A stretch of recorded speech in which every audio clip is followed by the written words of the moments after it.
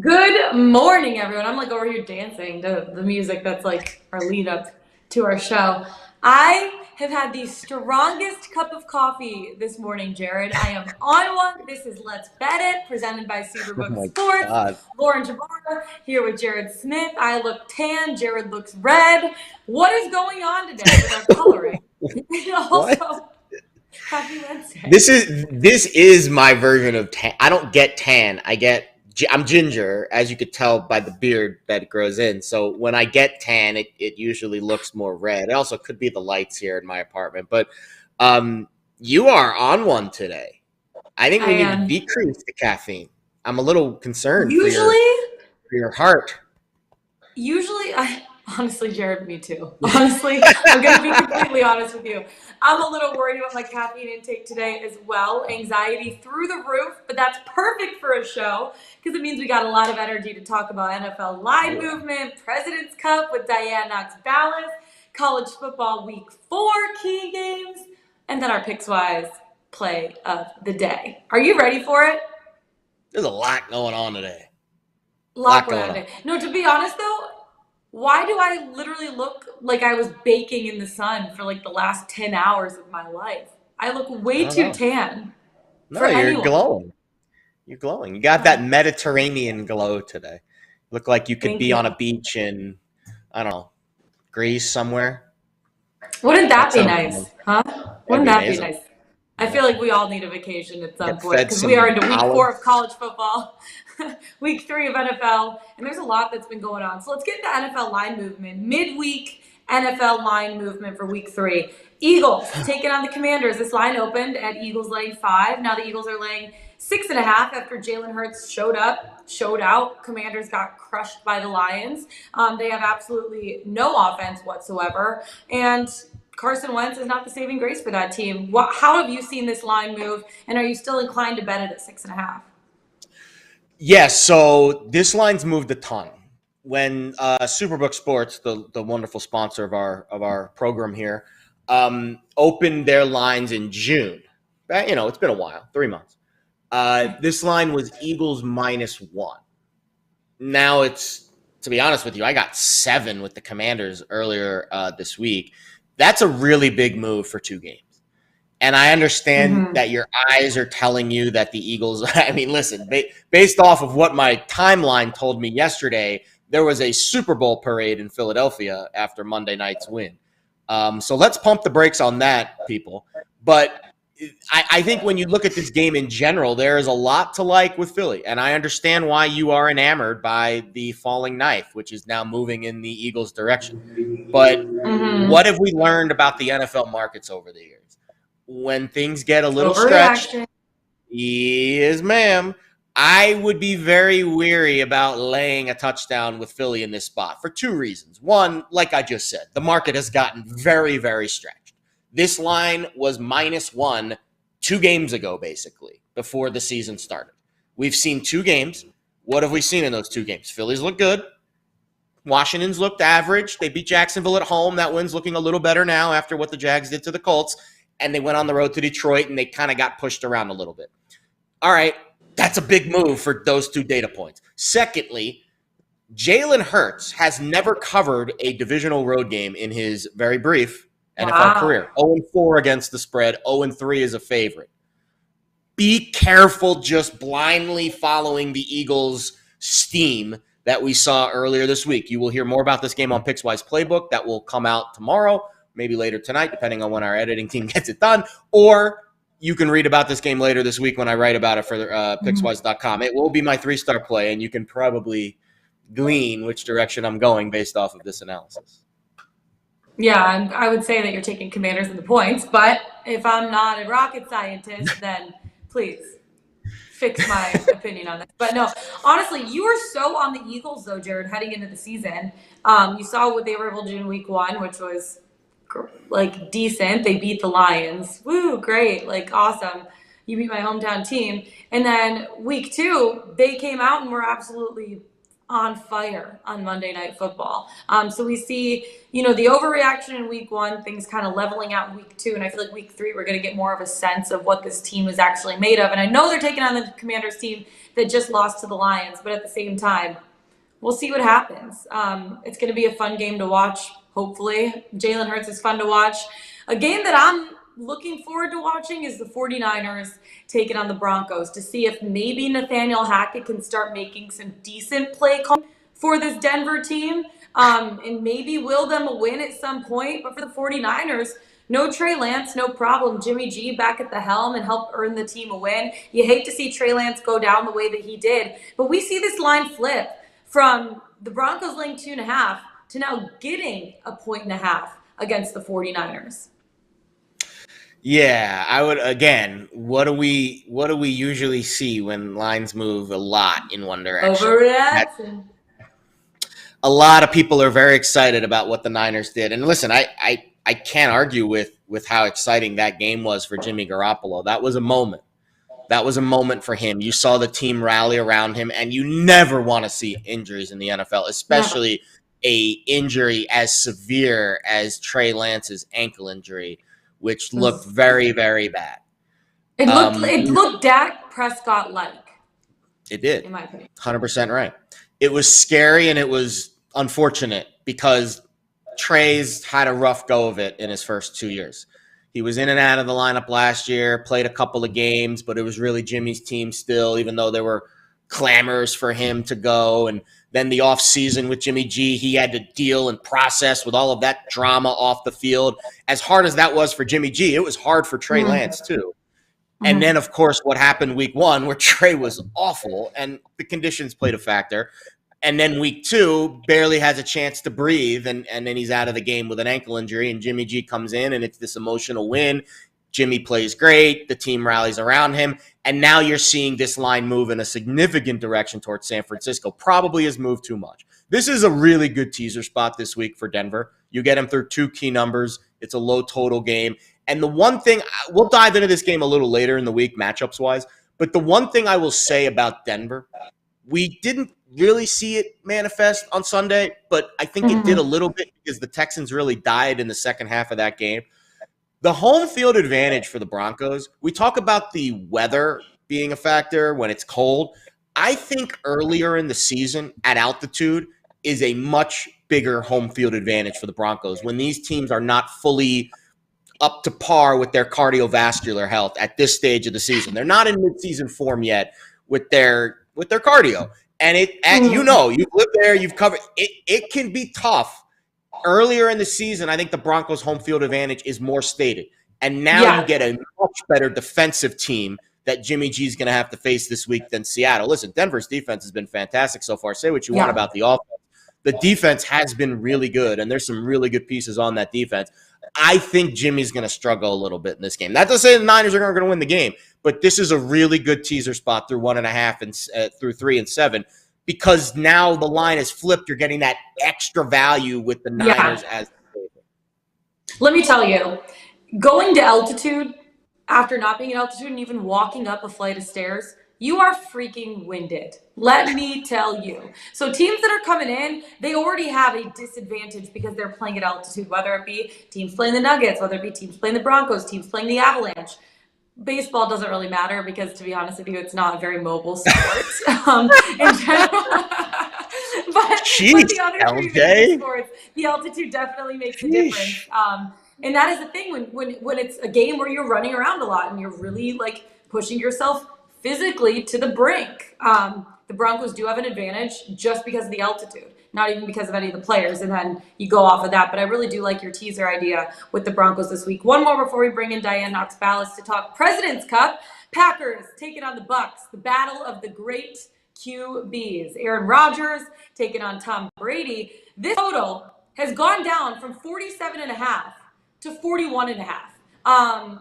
And that's because of the Bucks defense. They look great. They won them the game against the Saints. They forced 5 Saints turnovers in that game. The Bucks offense only had 260 yards of total offense last week, and they were still able to win that game against a good Saints team with Jameis Winston at the helm. So I don't know why you think this total dropped 6 full points since the line opened, but at this point, I think it's going to be a low-scoring defensive battle between two teams that maybe, the Bucks offense isn't rolling as much, and then the Packers offense definitely isn't rolling as much.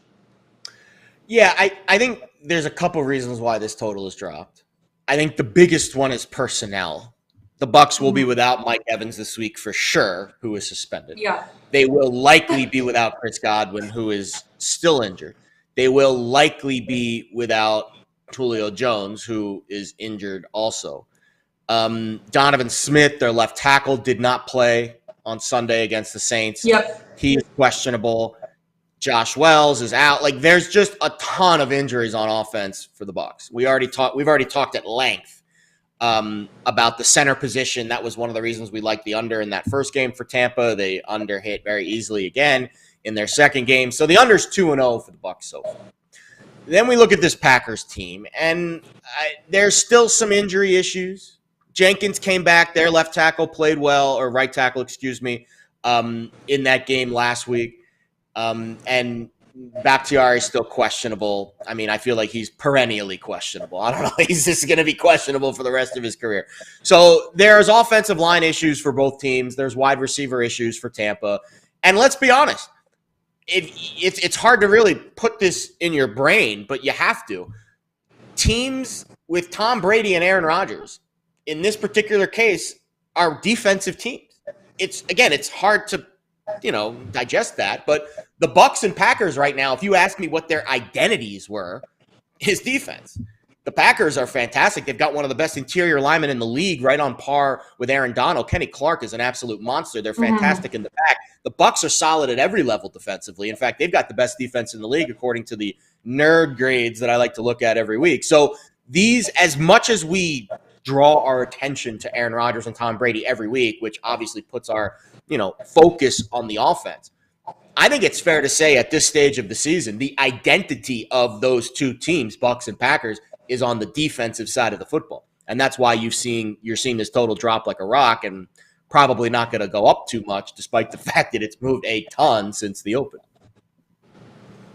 I totally agree with you on that. It's going to be really interesting to see how the battle of these two teams go, if it is going to be a low-scoring game. But Tampa Bay is without a lot of their top players at this point. So moving forward, week 3, it's going to be crazy. But my favorite part of week 3 is I feel like week 1, everyone overreacts. Week 2, we kind of see things come to balance out. And week 3 is the first time we really get a true sense of what some of these teams are going to be capable of this season. I agree. Week 3 might be my favorite in the NFL just because of that. But at this point, even some of these teams, I don't even necessarily know what to expect at this point. Teams that we thought would be bad are good, like the Giants, and teams that we thought would be really good are struggling right now, like the Raiders. So it's like, what are we going to get from some of these teams coming into week 3? We'll see what happens. All right, let's get into golf. Let's take it from the field to the course, baby. We got the President's Cup for the first time since 2019 as we bring in Diane Knox Balas. We're taking it to Charlotte, North Carolina this weekend at Quail Hollow Club.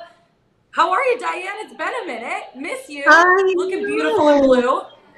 Thank you. Blue for baby boy. We had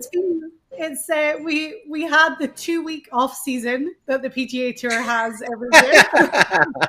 Hope you enjoyed it, Diane. 2 whole weeks. Don't spend it all in one place. That will change. We got underway with the first tournament of the new season last year, and guys, we got an outright winner straight off the bat. I was so happy. You're unreal. Let's go. You're unreal. Let's go. You love to see it. I don't know if you watched the end of the golf on Sunday, but Danny Willett 3-putted from 3 foot 7 inches to give the victory to Max Homa. I didn't really give it to him because Max Homa had chipped in from off the green for birdie. But we had Max at 16-1. So we started the season exactly how we wanted to. We take a break this week from the PGA Tour season, which is back next week, because this week we have the President's Cup. And if you aren't familiar with the President's Cup, it's Team USA against Team International. So basically the rest of the world outside of Europe, because we see Europe play the Ryder Cup. So that is what we have this week. It gets underway tomorrow at Quail Hollow in Charlotte, North Carolina. And we are ready for, well, a good one. I'm excited for it, although we have an extremely strong US side compared to the internationals. Yeah, let's talk a little bit about Quail. Go ahead, you go, Jared. You go. No, you go. I was just gonna say let's talk a little bit about Quail Hollow and what to expect, because this is a course we've seen pop up on the PGA Tour before. Yeah, the thing about Quail Hollow and the underlying theme of our little chat here is going to be the fact that the US team is exceedingly strong in every category. And they do have such good course history here. I mean, Quail Hollow hosts the Wells Fargo Championship every year, which was won by Max Homa a couple of years ago. He's playing on the US side this week. And it also hosted the PGA Championship, one of the 4 majors in 2017, won by Justin Thomas. So it's a course that we're familiar with. We know about it. It's a big hitters course. So length is really going to be rewarded. The home team get to set up the course. And Davis Love III has really kept the rough down to capitalize on the fact that his team really are big hitters. So we're going to see a lot of drivers. It's going to be bombs away. The grass is going to be a little bit different. The Wells Fargo is usually held in May. So obviously we're fall now in Charlotte. Today's the first day of fall, isn't it? So the grass it is. a little bit different. Yeah. But as I said, the US side are really going to keep that rough down to benefit their team's length off the tee. So it's going to be a tough test. They're also changing the routing of the course a little bit, because the final 3 holes at Quail Hollow, 16, 17, and 18, known as the Green Mile, really tricky stretch of holes. But because of the match format, we want to make sure that we see those holes. So they're going to play a lot earlier, and the 9th hole is going to play as the 18th. So if you're familiar with the routing of Quail Hollow, it is going to be mixed up a little bit this week, but it's being set up for drama.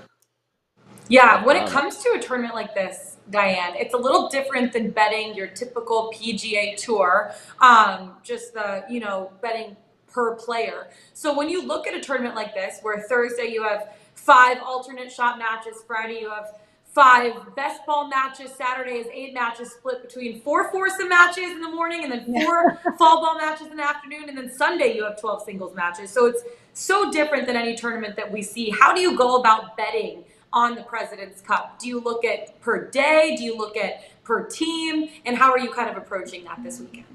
Well, the overall line, if you really wanted to bet the team that's going to go on and lift the President's Cup, there's not really a lot of value to be had there. The US team are minus 700. International. Yikes!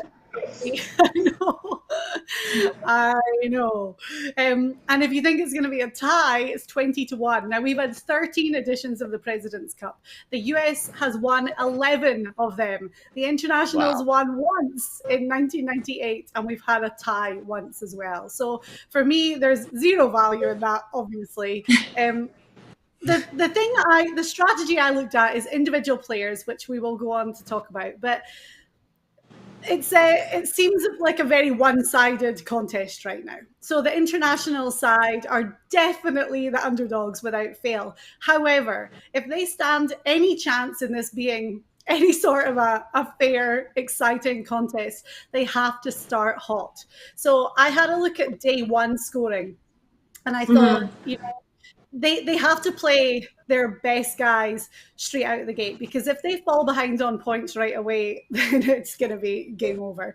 So day 1 correct score, I took the internationals winning 3 of those 5 matches. So if they win 3-2 plus 550, I thought I'll take that. And then on the back of that, the internationals to lead after day one, plus 350. So as I said, if they stand any chance, they have to start hot and get some points on the board. So I was definitely looking at that. I think when it comes to days 2 and 3, really that's kind of dependent on how day one goes. But day 4 is the 12 singles matches. And this just plays to the USA's strength. They love this. Their team is experienced, President's Cup and Ryder Cups as well. And they've got really hungry players that just thrive on this sort of match play. Kevin Kisner comes to mind, who was one of the captains. Oh, yeah. As well. Justin Thomas gets that bit between his teeth and just goes for it. So day 4 correct score at 40-1. I'm going to take USA to win 8 and internationals to win 4. I was trying to make it as balanced and fair as possible. So it's I think that was quite a good way to kind of play the bets, and then to look at the top scorers on each team as well. I know you guys have been looking at that too, but oh yeah, Justin Thomas, I mean, to me, he just is when it comes to these team events, nobody gets fired up like Justin Thomas when it comes to representing his country. So Justin Thomas at plus 900 to be the top point scorer for Team USA. As I said, he won the PGA Championship here before as well. Loves this course, loves a big course setup. So I love JT from the US team. Is there anyone else you guys are looking at from the US team? Well, it's funny because honestly, Diane, the only thing that can slow down your hot streak is a tournament like this, where it's very hard to like pick a winner, you have to be very, finely tuned with your handicaps, because you have to predict how each day will go based off of the bigger picture. It is a very difficult event to handicap, especially when one side like the US is so heavily favored. You have to try to read between the lines a little bit to find some value. There is some international flavor, though, on your card with Adam Scott. And if you've been following along with my picks for the really right before the FedEx Cup playoffs and then throughout the playoffs at the end of the season, I was so big on Adam Scott, and he played great. He made it all the way, finished top 5 in 2 of the 3 playoff events, made it all the way to Eastlake. Obviously has his place on the international team this week, being Australian. It's worth noting that the international side did lose a lot of their key players to live. So Cam Smith was like the huge That's crazy. Yeah, Joaquin Newman, Louis Oosthuizen. We have. Is this a PGA sponsored event, Diane? Why is the crossover not allowed there with Liv and the President's Cup? It's a PGA sponsored event. Yeah. For the US side, it's they have their allegiance with the PGA Tour. Got it. There's a lot of mixed feeling about it this week, and it's a huge. I'm sure there is. Just like there's been mixed feelings about this entire process with the Liv Tour. All the way. But they made the decision that the guys in Liv were not allowed to play. So, obviously that opened the door for a lot of guys to get their pick and to really shine. And I do love that. I'm all for that. So Adam Scott, I think, I'm looking for this form to continue. International side is very young.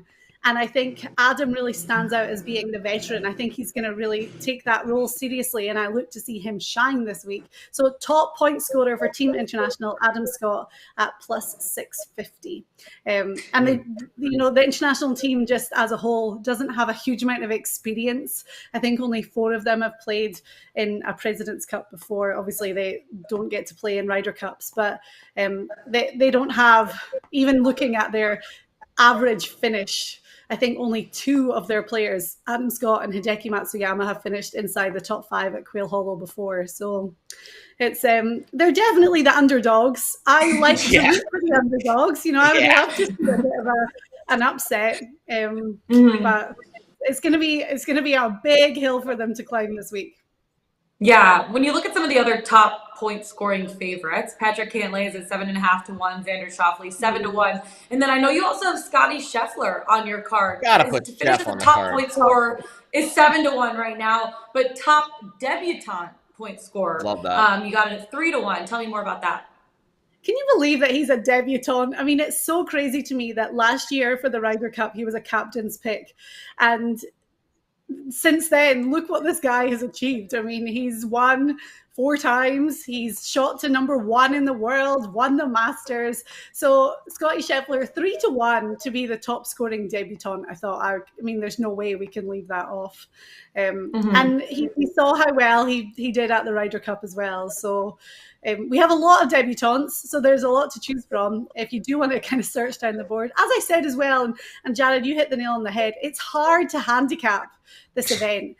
And the great thing is we have 4 days of President's Cup compared to 3 days of play for the Ryder Cup. So it's going to be good to kind of like get a bit of a feel after Thursday and then track the markets for the rest of the weekend.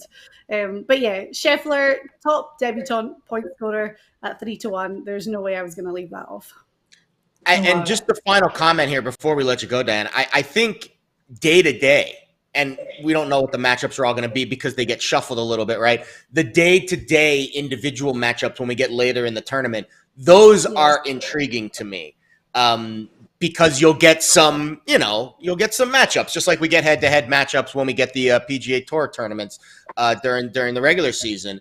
I'd be interested in some of your handicaps as we get into the meat and potatoes of this thing and we start to see some of those head-to-head. So that is an opportunity, I think, to find some value in a tournament that is very difficult and quirky in its own right.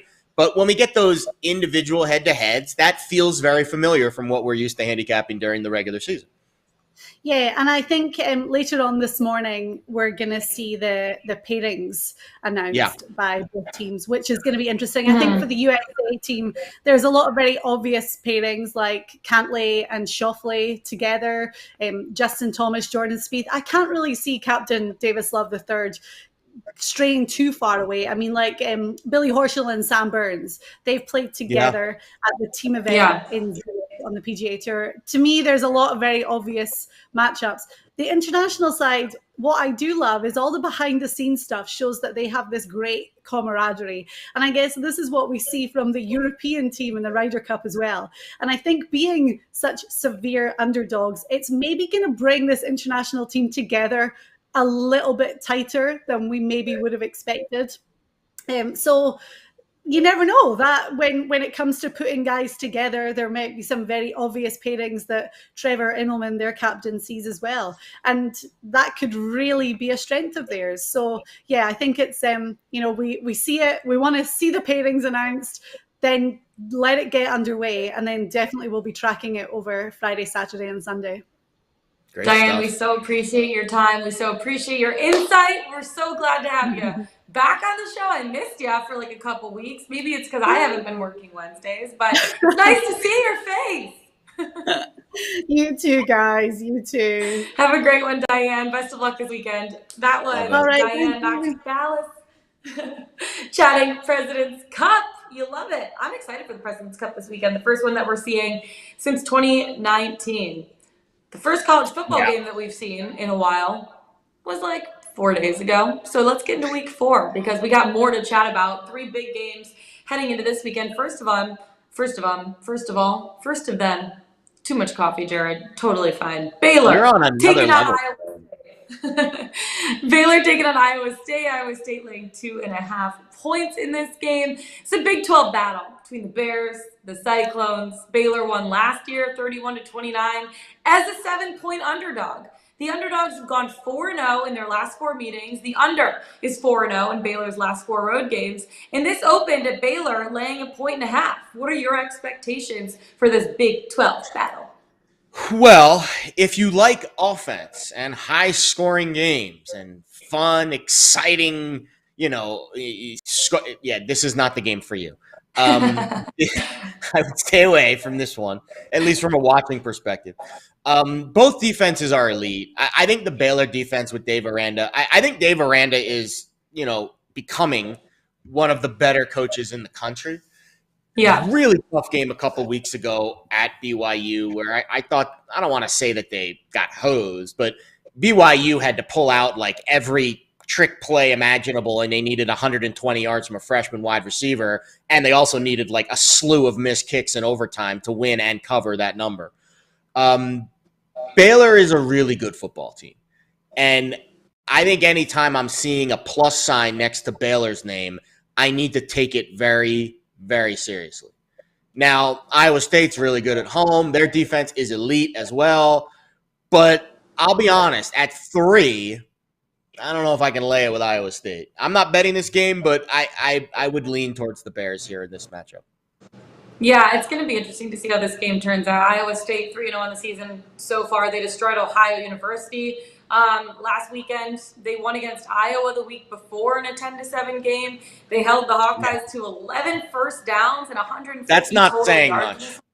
I think you and I could hold the Hawkeyes to it's saying more than Baylor winning 2 games as 30-plus point favorites and then losing to BYU in overtime last week. So I am a little bit higher on Iowa State at this point. They have a stronger defense. 4 of the last 5 games between these teams have been won by 10 points or less. I think it's going to be a close, grind it out kind of a game. But I can see Iowa State maybe covering the 2.5 point spread. I'm also staying away from this one at this point, but Iowa State has allowed less than 200 yards in wins over Ohio U and Iowa. So that's pretty good when you look at what their defense has been able to do. A game that I am really excited to watch and probably bet on is Arkansas taking on Texas A&M at this point. The line hasn't moved much despite Arkansas being super successful this season, now 3-0. And Texas A&M barely beat Miami, and then they lost to Appalachian State the week before, but they really needed that win this past weekend. It's SEC rivals going head-to-head. KJ Jefferson been solid for Arkansas. A&M went to Max Johnson last weekend after losing to App State. Haynes King was pulled. Your expectations for this SEC battle?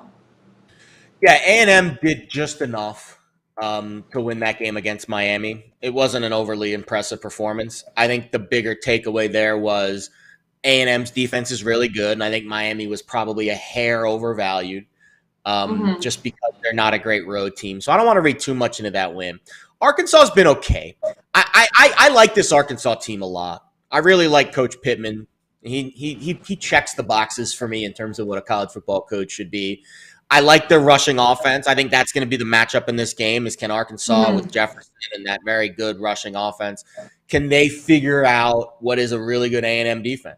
I don't think A&M's offense offers much. Max Johnson was average. Arkansas's he wasn't. The offense didn't look that much better with him under center. They still got issues. It did not. And their grades are not good. Like when I'm looking at their grades across the board right now, Arkansas's defense should control this pace.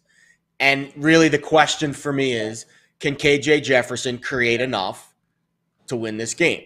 They're on the road. They're in a tough – actually, I think this game is in Dallas.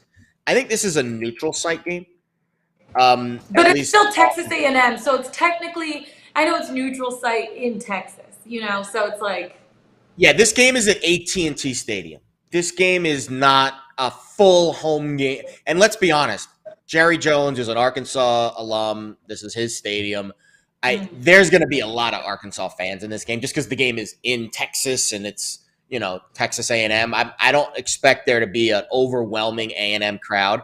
I think it'll be a pretty neutral site game. So that being said, I probably would take Arkansas just because I like their vibe a little bit more.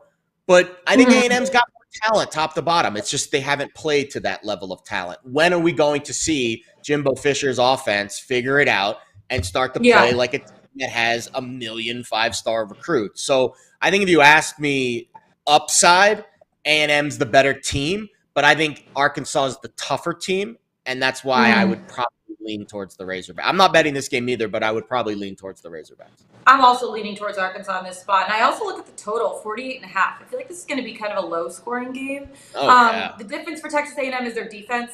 I just said that they only allowed over 300 yards per game. They have a great D-line. They can shut down Arkansas's run game. Arkansas's defense hasn't necessarily been anything to write home about. They've allowed 325-plus yards through the air in every single game they've played so far. Their secondary has some issues that they need to figure out, but so does Texas A&M's offense. And even though Arkansas's secondary isn't the best thing I've ever seen in my life, and that's an understatement for sure, I don't know if Texas A&M's offense is going to be able to take advantage of the issues that Arkansas secondary is having. Their quarterback play is not good enough from what we've seen from both quarterbacks that they've had, and their run game isn't necessarily great. Now, you look at Arkansas's defense. They lead the country in sacks right now. 7th in the country against the run. A&M is the SEC's last ranked offense. I would not want to go up against a defense like that if I was Texas A&M. I lean Arkansas in this spot, and I also lean the under for a game like this. I don't think A&M's offense is going to get anything going. I think Arkansas's defense is going to be able to shut them down. And I also think A&M's defense is going to be solid against an Arkansas offense that isn't maybe the best thing that we've ever seen. So it's going to be interesting to see how this game plays out. I lean Arkansas, and I also lean the under for this one. One other game, let's take it to the ACC. I'll be at NC State this weekend covering the UConn-NC State game, but the big game in the ACC this weekend, Clemson, taking on Wake Forest. That spread, Wake Forest getting 7.5 points. The Tigers are 3-0. But for me, Jared, and I don't know if you feel the same way, this is a soft 3-0 because their best win was against Georgia Tech. Congratulations. This game is going to be a big test for them at this point. Also, can we talk for a second about Dabo Swinney, like needing to sprint the 40 every single time they play a home game and he needs to like lead his team out? Did you see how fast he was freaking sprinting out of the tunnel? Like, come on, Dabo. This is not the Dabo show. Slow down a little bit. You're going to pull a hammy at some point. But, yeah, just your expectations, I guess, of the biggest ACC game of the week. This is a fun game.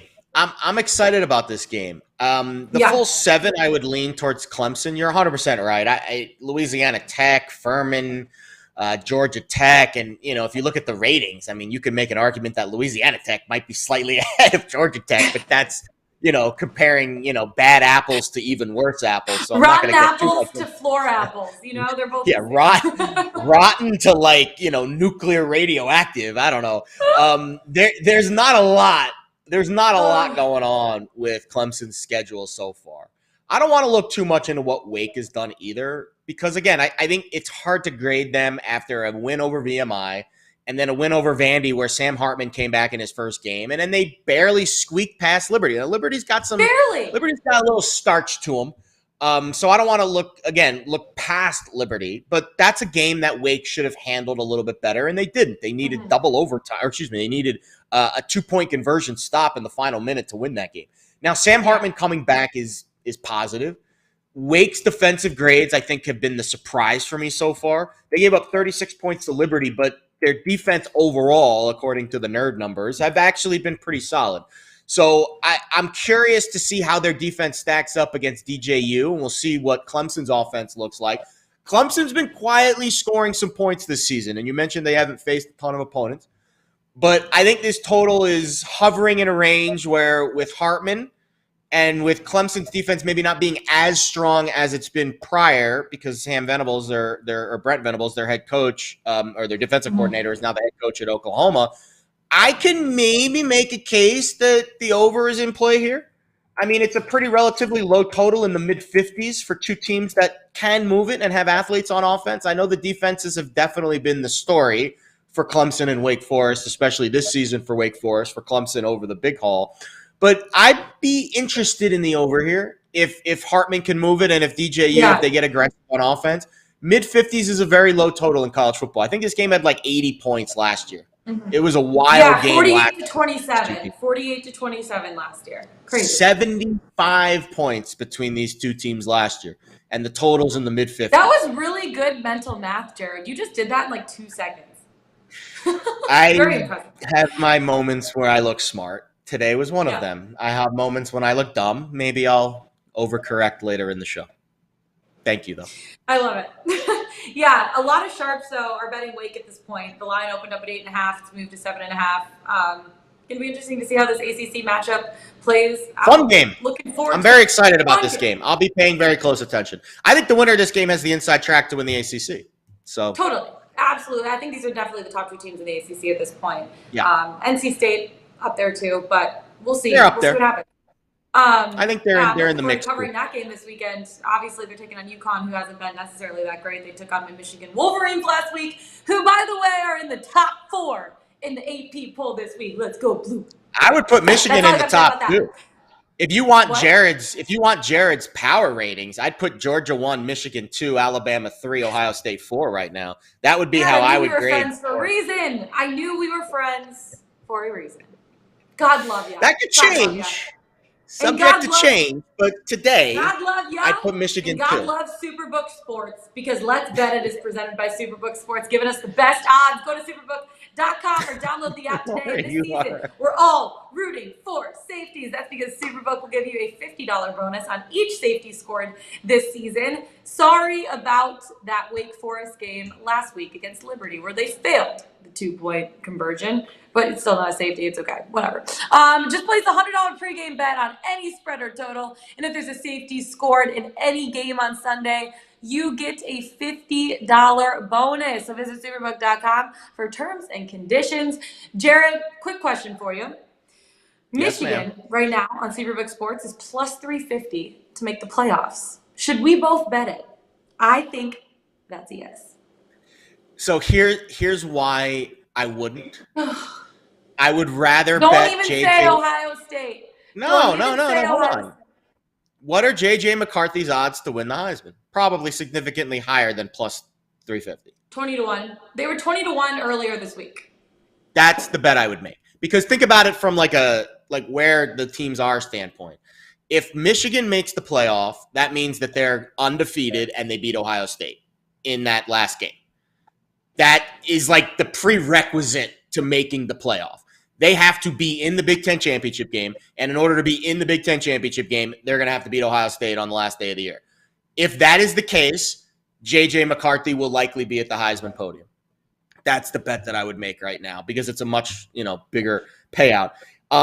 We have a question in the chat too that I'd like to get to. We haven't talked about the chat a whole lot lately. Trust me, we see you guys, and we're we waiting see you. for good We hear you. We see you. We hear you. Matt Broad asked me, Matt, and you're a regular, follower of the show, so I'm happy to answer this question for you. When I say my nerd numbers, what site am I using? It's actually multiple sites. So Pro Football Focus does the best job, I think, at grading individual players, teams, units. It's a premium site. You have to pay for it. But that is one of them. And then there's a couple of free sites that I use that have very rudimentary data. CFBgraphs.com, there might be a hyphen in there, gives me EPA numbers for every team. And then there's a couple of other just very generic college football statistics sites that you could probably find yourself that, give up trench numbers and numbers of yards per play and yards per attempt and stuff like that. So those are the sites that I use on a pretty regular basis. But the ones that pay for PFF, you have to pay for. So that one's not free. But I use that one regularly. Love it. Absolutely love it. All right, let's get into Pickswise.com. 3-star play of the day. Speaking of free bets that we have for all of our viewers, what do we got on Pickswise.com for 3-star play of the day? You will never pay a fee for Pickswise.com. Okay, shout out here because Keith Schmelter is continuing to crush not only his 3-star plays but also his Yerfy Nerfy bets.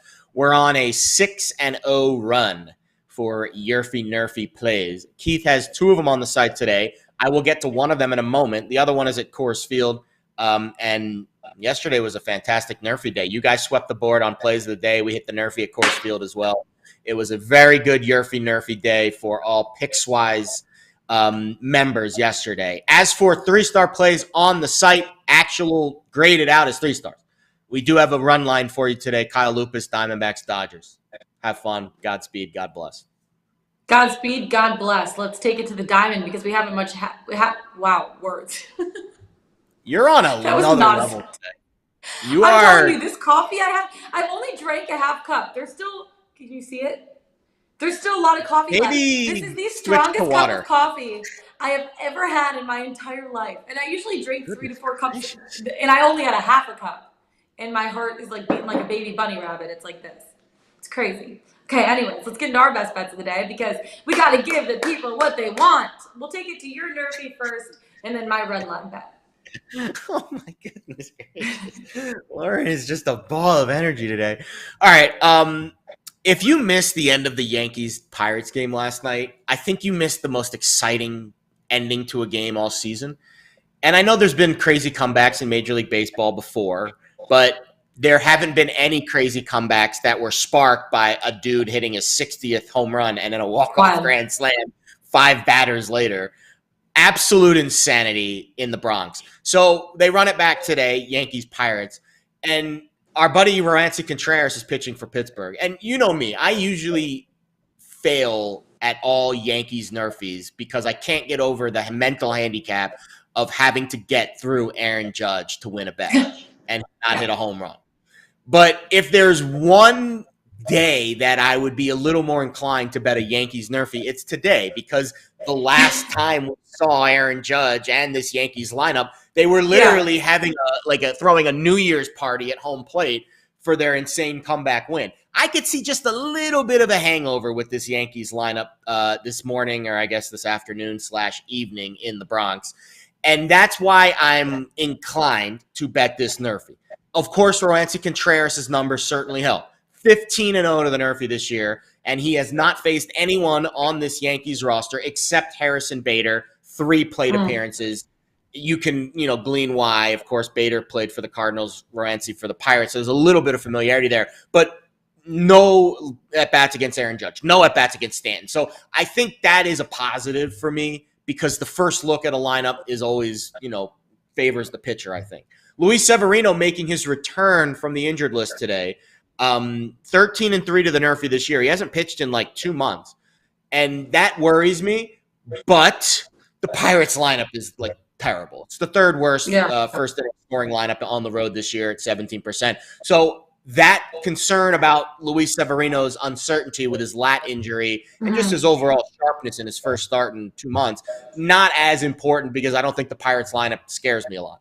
And again, the Yankees lineup scares the crap out of me. 35% first inning run scoring rate at home this year, but I'm a little bit, eased in my concerns because of that hangover that I expect after the heroics of last night. So we'll lay 10 cents at Caesars, and we'll go Pirates, Yankees, nerfie for our play of the day. I love it. The Yankees at this point just need to hand Aaron Judge a blank check and be like, how much you want?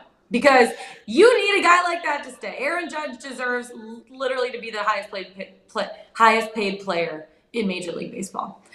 So they need. There might be other teams that feel that way too, though. So we'll see. Well, totally. All these teams are going to just be throwing these blank checks, and he can choose whoever he wants to be with at the end of this season. Crazy. I'm taking it across the Big Apple, but then taking the Big Apple to Milwaukee, because the Mets are taking on the Brewers. And I hate to do this because obviously I'm a Braves fan living in Atlanta, and the Braves right now are 1 game back in the NL East. But I really like the Mets run line at plus 126 in this game. They won against the Brewers yesterday. They have the opportunity to sweep the series today. And yes, the Brewers have only been swept twice this season. I think it's going to be 3 times today. I look at Taijuan Walker. He's on the mound for New York, 12-4 record on the season. The one thing that worries me about him, though, in his first 16 starts, he gave up 3 or more runs only 5 times. In his last 10, he's given up 3 or more 6 times. And in his last 10, he has a 5.0 ERA, 3.42 on the season, which is pretty good. The thing that makes me happy for him is only a 1.18 whip on the season. So guys aren't getting on base very often, and he has a 19% strikeout rate. And now you look at New York's offense. It's the 6th best scoring offense, 4.73-ish runs per game, and a season-long run differential of 153. That's pretty good last time I checked. On the other side, the Brewers have Adrian Hauser on the mound, 6-9 record on the season, 4.85 ERA. And the thing that makes me especially lean towards the Mets on this side, in his last 11 starts, 9 or more runs have been scored 9 times. 9 out of those 11 starts have had 9 runs scored. 6.62 ERA during that stretch for him. I don't trust him at all. He's been struggling keeping runners off base. 1.49 whip, 16% K rate. And then I know Milwaukee's offense is really good. They're the 10th best in Major League Baseball, 4.53 runs per game. But I just don't want to lay the juice for the Mets money line. I think that the Mets offense is better. Obviously, statistically, they're the 5th best team batting average in Major League Baseball. Well, Milwaukee is the 21st overall team batting average. And then I don't necessarily feel comfortable with Adrian Hauser on the mound allowing 9 runs or more in 9 of his last 11 starts. Last time I checked, that ain't a good stat. And I feel confident the Mets can get it done by 2 or more runs. Getting him at plus money, why not? Mets run line, baby. Let's go. But still, go Braves. All right, that's it for us today. Find us on the Pickswise YouTube channel. Go Pickswise.com. Follow us on Twitter. Jared Smith, Lauren Jabara. I promise I will drink less strong coffee tomorrow. Take a nap. And on that note, guys, I can't nap when my heart is racing. I cannot. That's impossible. Let's get it. Let's bet it.